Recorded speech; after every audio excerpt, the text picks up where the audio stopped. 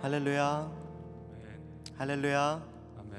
네, 터미 아침 예배 오신 여러분들을 예수님의 이름으로 환영하고 축복합니다. 우리 또 온라인으로 함께하고 계신 모든 애터미 가족분들도 예수님의 이름으로 환영하고 축복합니다. 우리 시간에 옆 사람들과 함께 반갑게 인사하며 나아가겠습니다. 좋은 아침입니다. 우리 또 온라인으로 함께하는 모든 분들도 우리 함께 손을 뻗어서 축복하면서 좋은 아침입니다. 네, 우리 시간에 함께 찬양하시면서 오늘 예배에 나아가시겠습니다. 우리 주 안에 우린 하나 함께 찬양하실 텐데요, 정말 온 마음 다해 전심으로 주를 높여드리며 찬양하며 나아가시겠습니다.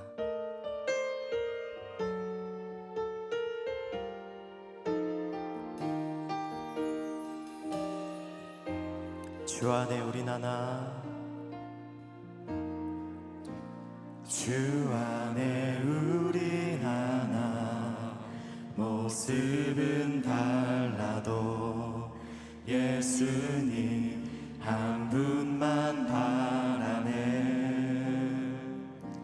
사랑과 선행으로 서로를 격려해 따스함으로 보듬어 가리.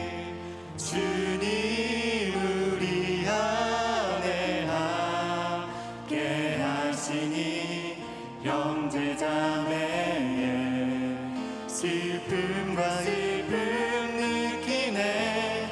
내 안에 있는 주님 모습 보네. 그분 기뻐하시네.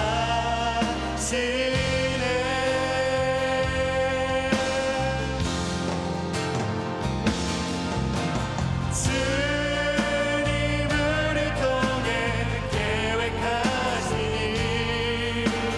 부족한 입술로 찬양하게 하시니. 주님을 통해 계획하시니 너를 통해 하시는 기대.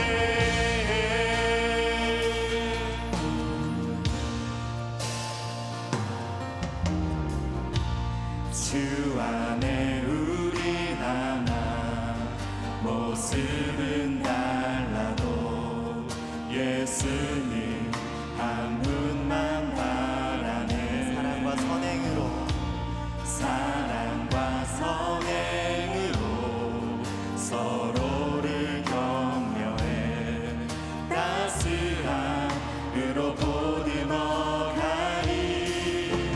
주님 우리 안에 함께 하시니 형제자매의 기쁨과 슬픔 느끼네. 내 안에 있는 주님 모습 보네. 그분 기뻐하시네.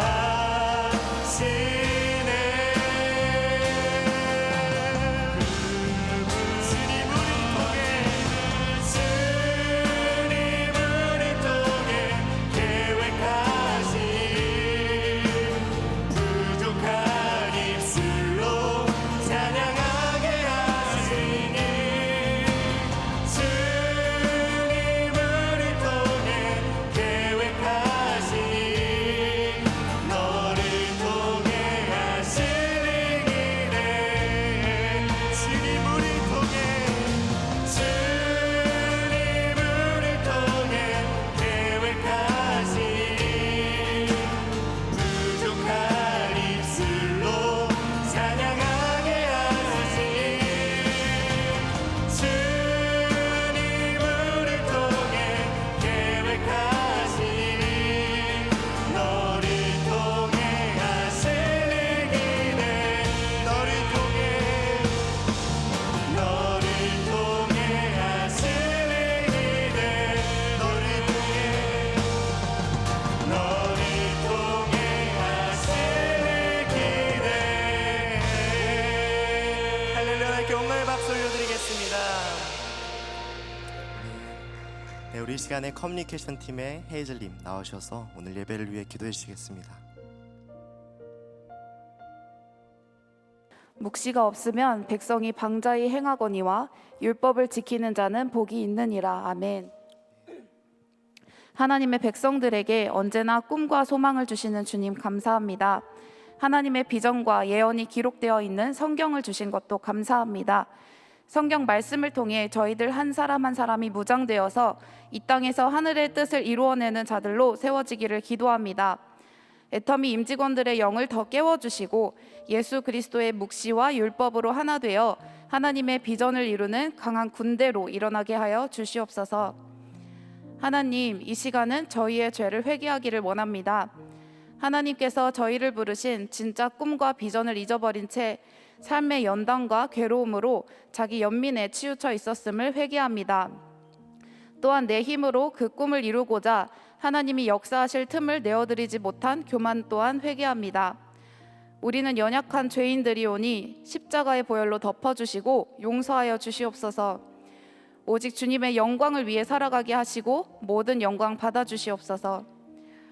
지난주 금요일 컴패션 기부식을 통해 기부식을 은혜 가운데 잘 마치게 하심 감사합니다.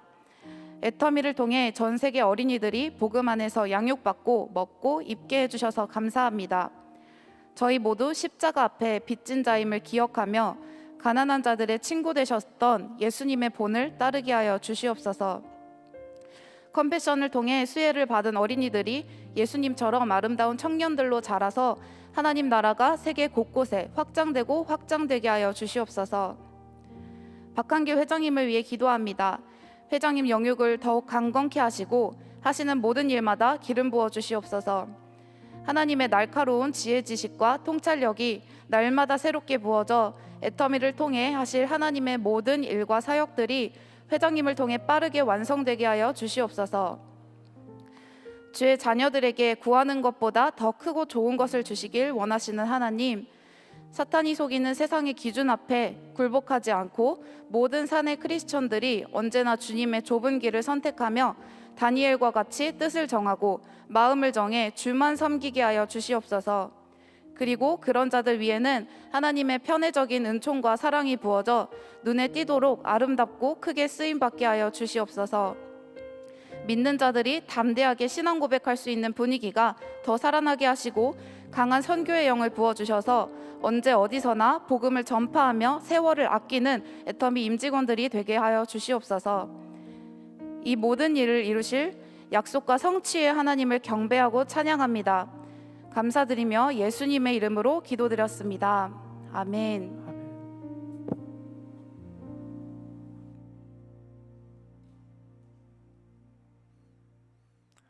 네, 오늘 말씀은 잠언 29장 18절 말씀입니다.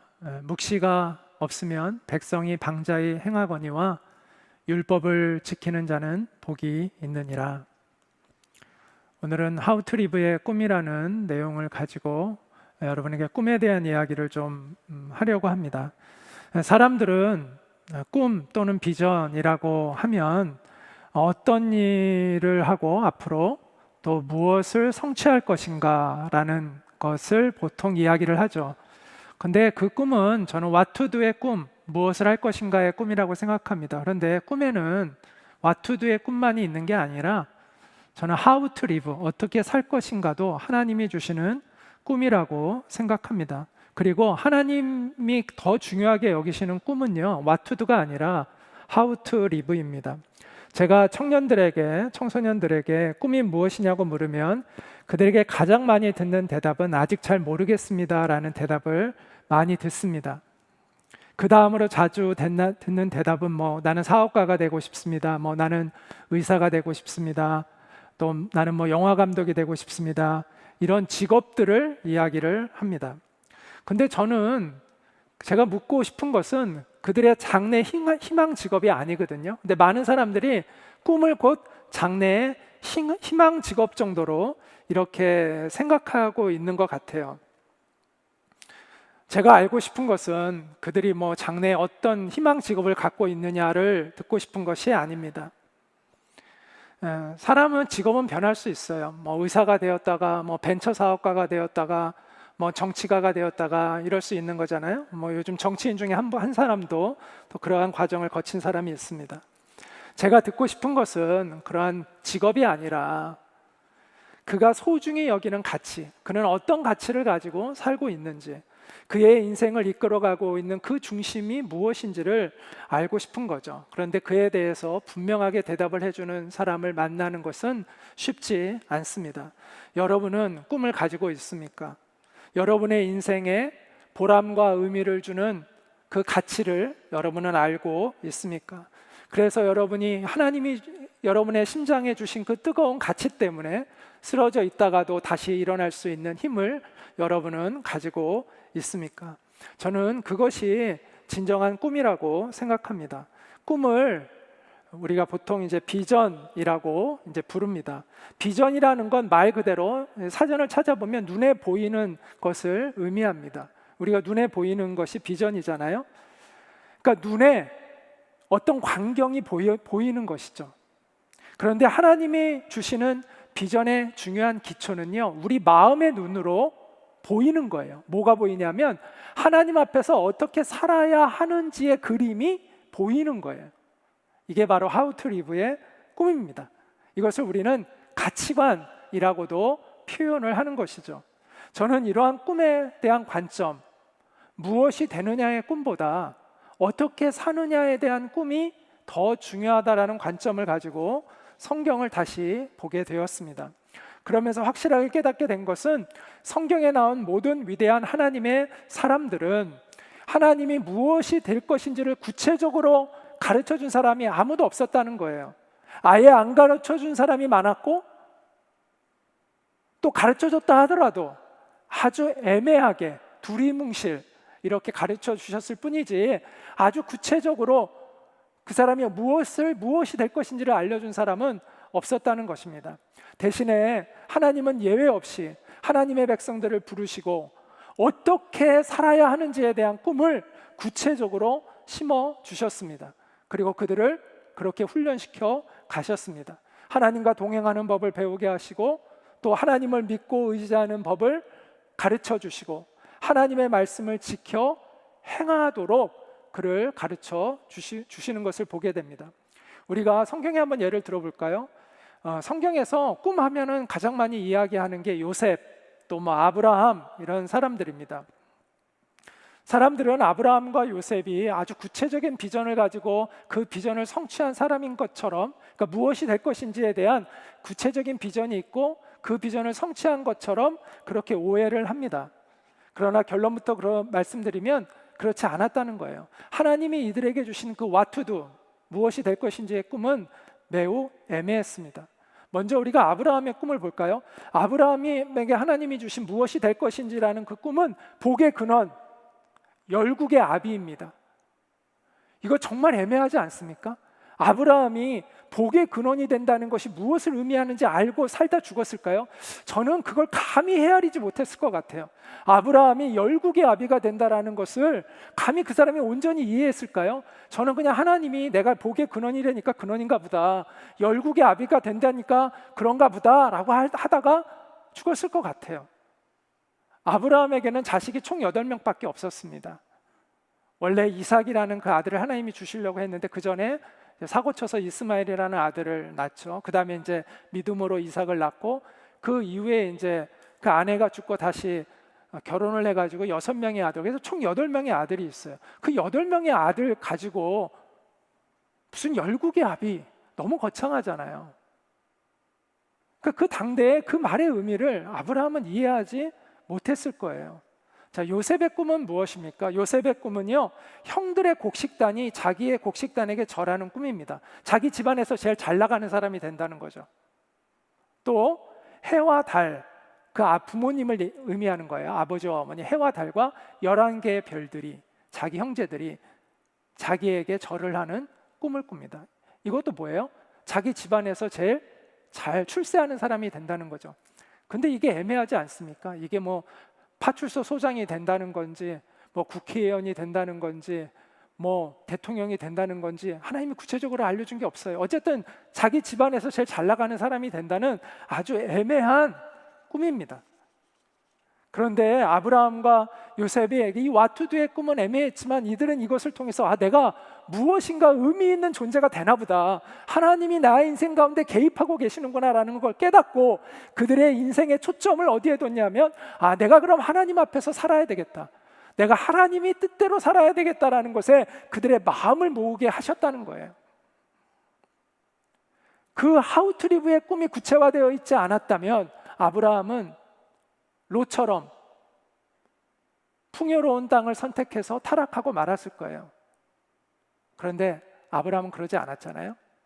만약 그 구체적인 하우 투 리브의 꿈이 없었다면 요셉은 그 주인의 아내였던 그 보디발의 성적인 유혹을 물리치지 못했을 거예요.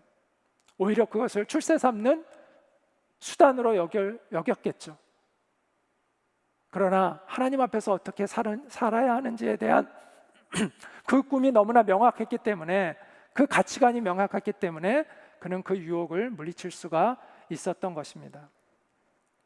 하나님은요, 우리가 하나님 앞에서 어떻게 살아야 되는지에 대한 명확한 기준이 세워지기 전에 우리를 무엇이 되게 하지 않습니다. 그러면 인생이 망가지거든요. 그래서 하나님이 아브라함이 하나님의 그 약속의 아들 이삭을 낳을 때까지 25년이라는 시간을 다루셨습니다. 그리고 요셉이 총리가 되기까지 10수년의 세월을 하나님이 그를 다루셨습니다. 그리고 하우 투 리브의 꿈이 명확해진 이후에 무엇이 되게 하셨다는 것이죠. 자, 그러면 다윗은 어땠을까요? 저는 다윗이 왕으로 기름 부음을 받은 사람인 줄 아니까 다윗은 왕이 될 거라고 생각하고 성장해서 왕이 되었나 보다라고 예전에는 젊었을 때는 그렇게 어렴풋이 생각했습니다. 근데 제가 이런 관점으로 성경을 다시 이렇게 보면서 확실하게 알게 된 것은 요셉은 그런 사람이 아니었다라는 것이죠. 자, 이스라엘의 첫 번째 왕, 다윗은 두 번째 왕이죠. 첫 번째 왕은 사울 왕입니다. 그 사울 왕은 처음에는 하나님 앞에서 겸손한 사람이었어요. 그런데 그가 세월이 가면서 교만해지고 하나님의 뜻에 불순종하게 됩니다. 그래서 하나님이 새로운 왕을 세우기로 결정을 하시고 다윗을 택하셨는데, 그때 사울 왕이 이 사울 첫 번째 왕이 타락한 것을 슬퍼하는 사무엘이라는 선지자에게 이렇게 찾아오셔서 말씀했습니다. 내가 이미 사울을 버려 이스라엘 왕이 되지 못하게 하였거늘 네가 그를 위하여 언제까지 슬퍼하겠느냐. 사무엘에게 하시는 말씀이죠. 너는 뿔에 기름을 채워가지고 가라. 내가 너를 베들레헴 사람 이새에게로 보내리니 이는 내가 그의 아들 중에서 한 왕을 보았느니라. 이렇게 말씀을 하십니다. 그래서 사무엘이 이제 다윗의 아버지 이새를 찾아가요. 그 마을을 찾아갑니다. 마을 사람들이 예상치 못한 선지자의 방문에 깜짝 놀랍니다. 그래서 깜짝 놀래가지고 두려운 마음으로 무슨 큰일이 났나요? 무슨 일로 오셨어요? 라고 물어요. 그때 사무엘이 뭐라고 하냐면 내가 다른 새로운 왕에게 기름 부으려고 한다고 말하지 않습니다. 뭐라고 말을 하냐면 내가 단지 희생 제사를 드리러 왔다. 너희도 이 희생 제사에 참여해라 라고 이야기를 합니다. 그리고 이새의 가정에 찾아가서 당신과 당신의 자녀들을 다 희생 제사에 데리고 오시오라고 이렇게 초청했을 뿐이에요. 자, 이새가 아들들을 데리고 사무엘에게 왔습니다. 그때 그 큰아들 엘리압이라는 사람이 되게 잘생겼나 봐요. 사무엘이 아주 준수한 그 사람을 보고 하나님이 택하신 사람이 이 사람인가 보다 싶어가지고 기름 부으려고 하니까 하나님이 말립니다. 그러면서 사무엘에게 이렇게 말씀하시는데 그의 용모와 키를 보지 말아라. 내가 이미 그를 버렸노라. 하나님이 엘리압을 마음에 안 들어 하시는 것이죠. 내가 보는 것은 사람과 같지 아니하니 사람은 외모를 보거니와 나 여호와는 중심을 보느니라. 이렇게 말씀하십니다. 하나님의 마음에 드는 아들이 다 없어요. 7명이 지나갔는데 없어요. 그래서 사무엘이 희한하다. 하나님 분명히 이 중에 한 명이라고 하셨는데 그래서 당신 아들이 이게 답니까? 라고 하니까 그 이새가 막내 아들이 지금 양치고 있는데 아직 안 들어왔습니다 라고 얘기합니다. 그러니까 사무엘이 그러면 그 아들을 빨리 데리고 오라고, 그 아들이 돌아올 때까지 내가 여기 있겠다고 해서 막 급히 그 아들을 데리고 와요. 그때 바로 그 아들을 보는 순간, 다윗을 보는 순간 하나님이 바로 이 소년이다 라고 하면서 알려주시고 이 다윗에게 기름을 붓습니다. 머리에 기름을 붓습니다. 그런데 그 기름 부음이요, 그 당시에 왕이나 또 뭐 선지자에게도 기름을 부었어요. 그런데 그 기름 부음이 어떤 의미였는지를 다윗도 몰랐고 가족도 몰랐고 마을 사람들도 아무도 그 의미가 왕으로의 기름 부음심이라는 의미를 몰랐어요. 만약 그게 알려지면 어떻게 될까요? 반역이 일어나는 거예요. 마을 사람들이 와서 다윗을 왕으로 기름 부은 사건이 그 마을 밖으로 퍼져나가게 되면 어떻게 되냐면 그 모든 마을 사람들은 다 반역자로 죽임을 당하는 겁니다. 그래서 사무엘이 이야기를 하지 않은 거예요, 그 목적을. 그러면 다윗이 왕으로 기름 부음 받았다는 사실은 누구만 아는 거예요? 하나님과 사무엘만 아는 비밀이었던 겁니다. 다윗도 몰랐어요. 가족도 아무도 몰랐어요. 마을 사람 아무도 몰랐어요. 만약에요, 다윗이 그 왕으로 기름 부었다는 사실을 가족들이 알았다면 다윗을 그렇게 취급하지 않았겠죠. 다윗이 나중에 골리앗과 싸우려고 나갈 때 형들이 막 다윗 무시하잖아요. 야, 너 같은 거는 어디에 이런 데 나오냐고, 가만히 있으라고 막 무시하잖아요. 만약 형들이 다윗이 왕이 될 사람인 줄 알았다면 그렇게 반응했을까요? 야, 드디어 너의 때가 왔다라고 하면서 이렇게 하지 않았겠어요? 다윗을 완전 무시했거든요. 가족 중에 아무도 다윗이 왕이 되리라는 걸 몰랐던 거예요. 그리고 다윗도요, 사울이 다윗을 시기하고 죽이려고 할 때 다윗이 늘 하던 얘기가 뭡니까? 왕이여, 내가 당신의 자리를 노린 적이 없는데 왜 이렇게 나를 죽이려고 합니까? 나 정말 억울합니다. 늘 하소연하지 않았습니까? 다시 말해서 다윗은 왕이 되려는 마음을 가지고 있다가 왕이 된 사람이 아니었다라는 거예요. 물론 세월이 이제 한참 지나서 다윗이 점점 사울보다 다윗에게 점점 힘이 모여질 때 어느 정도 이제 나중에는 감을 잡았겠죠. 그러나 그가 내가 왕이 되어야지라는 꿈을 가지고 살다가 왕이 된 사람이 아니라는 것입니다. 이처럼 다윗은 what to do의 꿈이 명확한 사람이 아니라 how to live의 꿈을 가지고 살았던 사람이었습니다. 사무엘상 13장 14절을 보면요, 사무엘 선지자가 사울 왕에게, 타락했던 그 사울 왕에게 뭐라고, 사무엘을 통해서 뭐라고 말하냐면, 여호와께서 왕에게 명령하신 바를 왕이 지키지 아니하였으므로 여호와께서 그의 마음에 맞는 사람을 구하여 그를 그의 백성의 지도자로 삼으셨느니라, 이렇게 이야기하거든요. 그럼 다윗은 어떤 인물이라는 거예요? 하나님의 마음에 맞는 사람이라는 것이죠. 그럼 무엇이 하나님의 마음에 그토록 기쁘게 했을까요? 다윗의 무엇이 하나님의 마음에 그토록 흡족했던 것일까요? 그것은 아까 엘리압에게 하나님이 이 사람이 아니다라고 얘기하면서 하나님이 하신 말씀에 단서가 나와요. 나 여호와는 중심을 보느니라. 다윗의 중심이 하나님의 마음에 들었다는 거예요. 그 중심이라는 게 뭘까요? 그의 가치관이죠. 그의 추구하는 방향성이죠.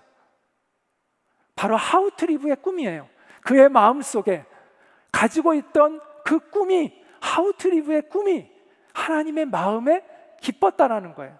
그의 삶의 태도가, 그의 추구하는 가치가 하나님의 마음에 흡족했다라는 것이죠.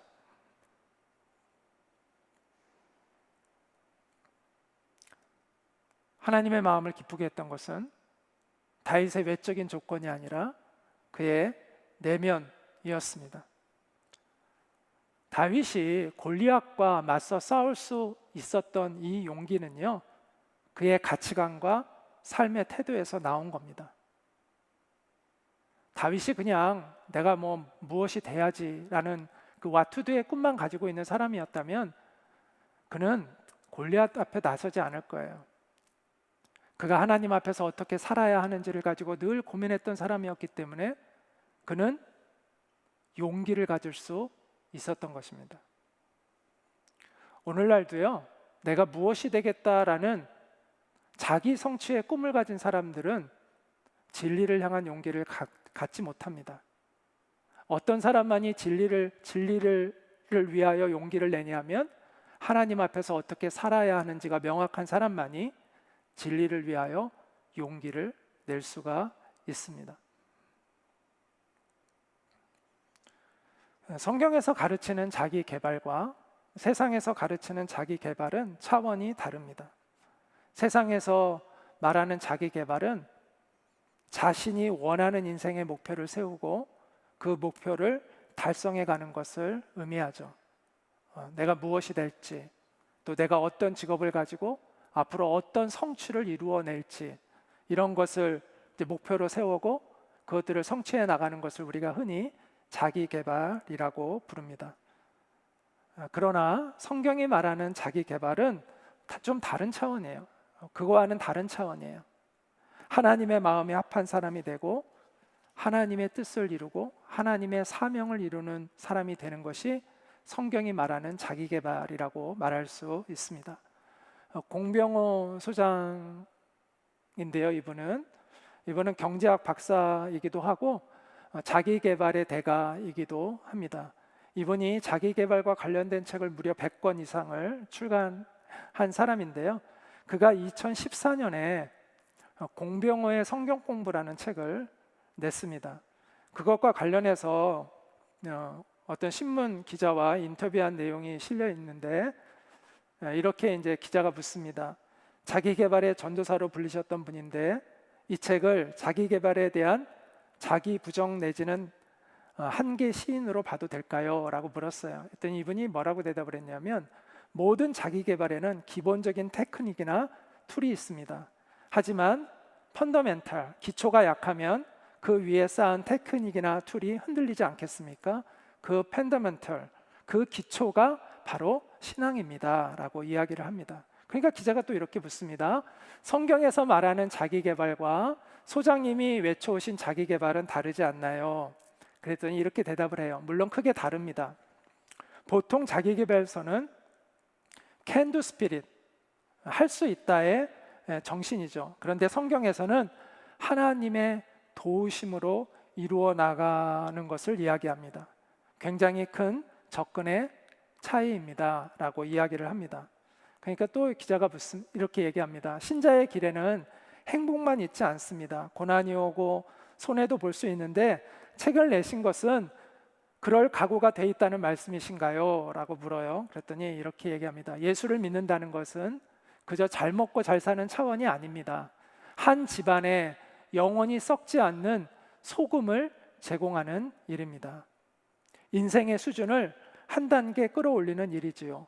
성경은 어떻게 살아야 할지 절대적인 기준을 제공합니다. 이는 하버드대나 예일대 간다고 얻을 수 있는 것이 아닙니다. 이렇게 이야기를 했습니다. 우리는 성경적인 자기 개발을 해야 합니다. 그게 기초가 돼야 돼요. 그것은 바로 How to Live의 꿈을 먼저 갖는 것입니다.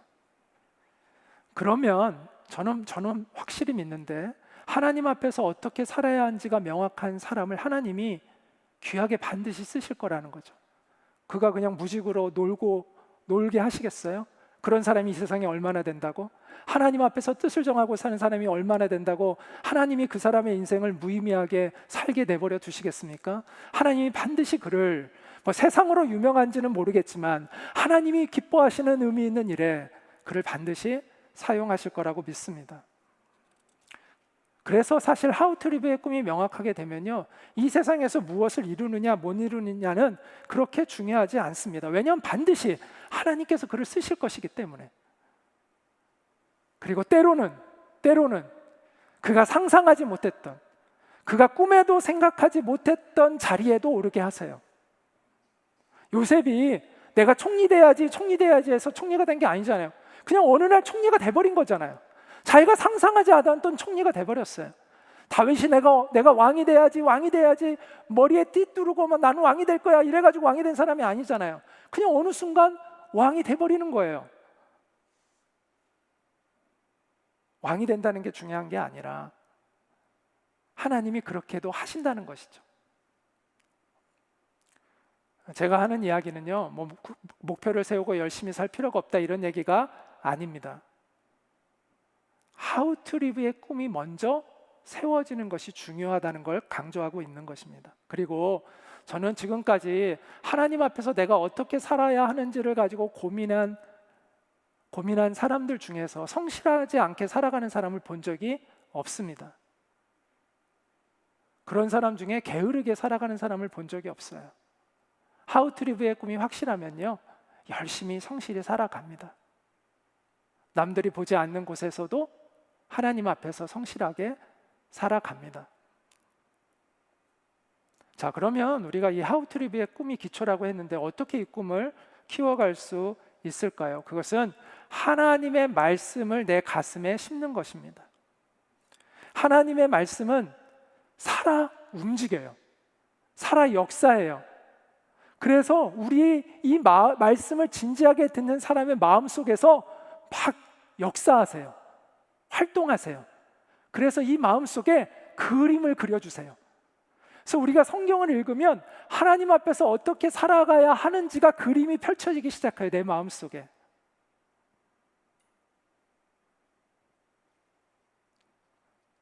그럴 때 우리는 우리의 인생의 새로운 차원을 경험하게 됩니다. 묶여있던 모든 것에서 자유케 되는 진리가 너희를 자유케 하리라 라는 그 말씀의 의미를 깨닫게 됩니다. 우리가 왜 매주마다 이렇게 예배를 드리고 설교를 듣는 것이 중요합니까? 그것은 바로 하나님의 말씀만이 우리에게 이 진정한 꿈을 심어줄 수 있기 때문입니다. 왜 우리가 그렇게 성경을 읽으라고 이야기를 합니까? 오직 성경만이 우리의 가슴 속에 하나님을 경외하는 그 그림을 그려주고 있기 때문입니다. 하나님 앞에서 어떻게 살아가야 할지에 대한 그림을 우리에게 줄 수 있는 것은 오직 하나님의 말씀밖에는 없기 때문이죠. 잠언 19장 18절의 말씀이, 오늘 이 말씀이 바로 그 내용을 얘기하는 거예요. 묵시가 없으면 백성이 방자에 행한대요. 여기서 묵시라는 것은 계시이죠. 감춰있던 게 드러나는 거예요. 그러니까 보이지 않던 게 보이는 거예요. 그러니까 비전이 없으면 백성이 망한다는 말이 이 말에서 나온 거예요. 묵시가 없으면, 비전이 없으면 백성은 방자에 행한다고 얘기합니다. 와투두의 비전이 없어서 사람들이 방자에 행할까요? 무엇이 되겠다는 꿈이 없어서 사람들이 타락할까요? 아니요. 저는 여기서 말하는 이 묵시라는 것은, 이 비전이라는 것은 하나님 앞에서 살아야 하는 How to live의 꿈을 이야기하고 있다고 생각합니다. How to live의 꿈이 없으면 그 백성은 방자에 행합니다. 그런데 율법을 지키는 자, 여기서 율법은 하나님의 말씀을 얘기하는 거예요.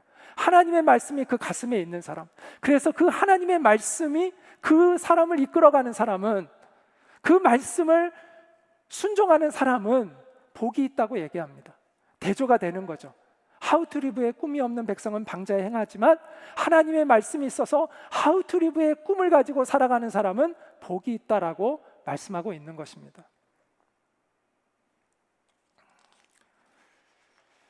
성경에 따르면 진정한 비전을 갖지 못한 사람들은 허망한 인생을 살게 됩니다. 그리고 하나님의 심판 앞에 이르게 됩니다. 아무리 그 사람이 성공해도 How to live의 꿈이 없으면 그는 하나님 앞에서 방자한 사람이 되고 그 인생은 결과적으로는 실패한 인생이 되고 마는 것이죠.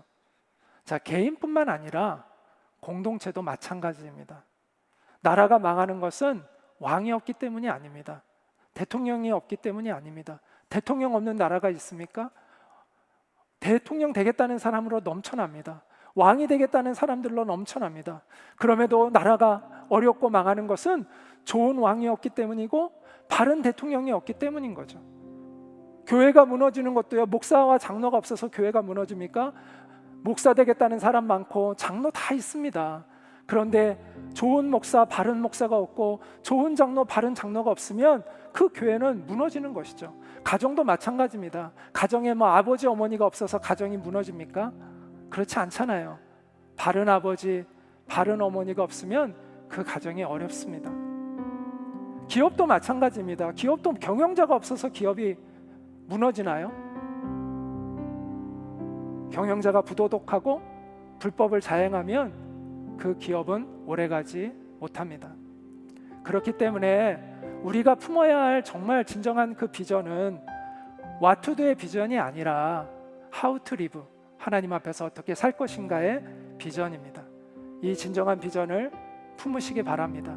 하나님 앞에서 내가 올바로 살겠다는 비전, 어떠한 어려움이 와도 내가 당당히 하나님의 편에 서서 살겠다는 그러한 비전을 가지십시오.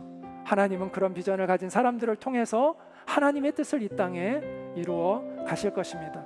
우리 이 시간에 같이 함께 찬양을 부르려고 합니다. 말씀 앞에서 경외함으로 주께 홀로 섭니다.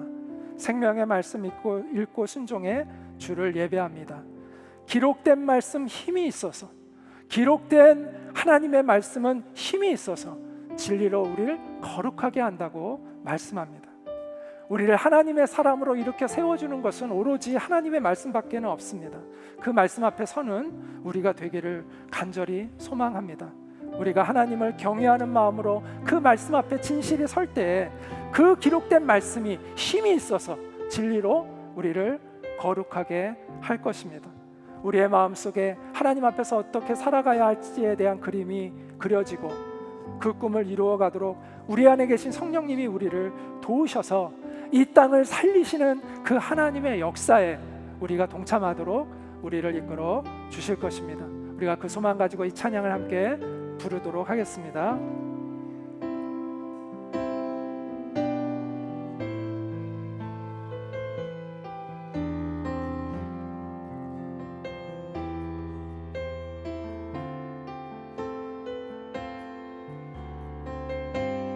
우리 함께 고백하시겠습니다. 말씀 앞에서, 말씀 앞에서 경외함으로 주께 홀로 섭니다. 생명의 말씀 읽고 순종해 주를 예배합니다. 말씀 앞에서, 말씀 앞에서 경외함으로 주께 홀로 섭니다. 생명의 말씀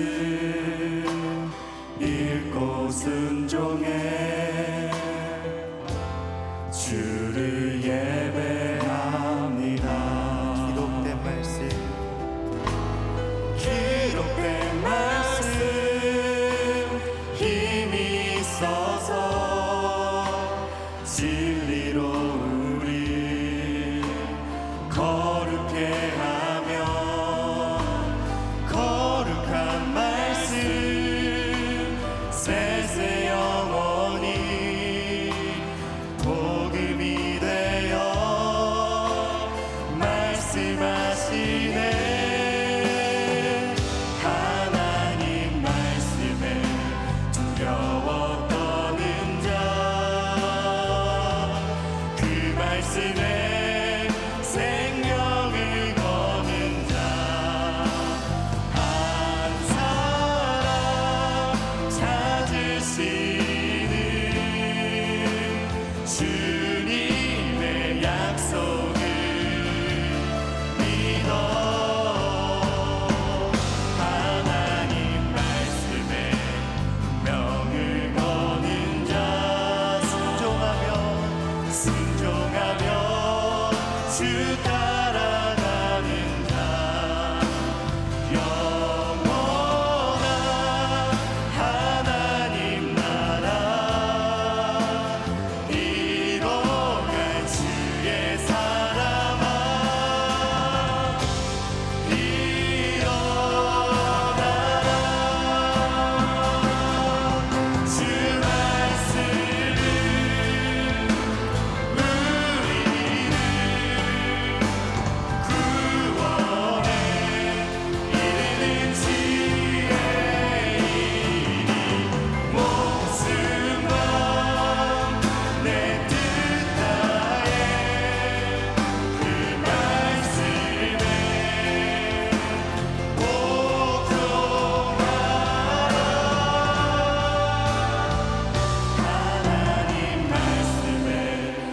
두려워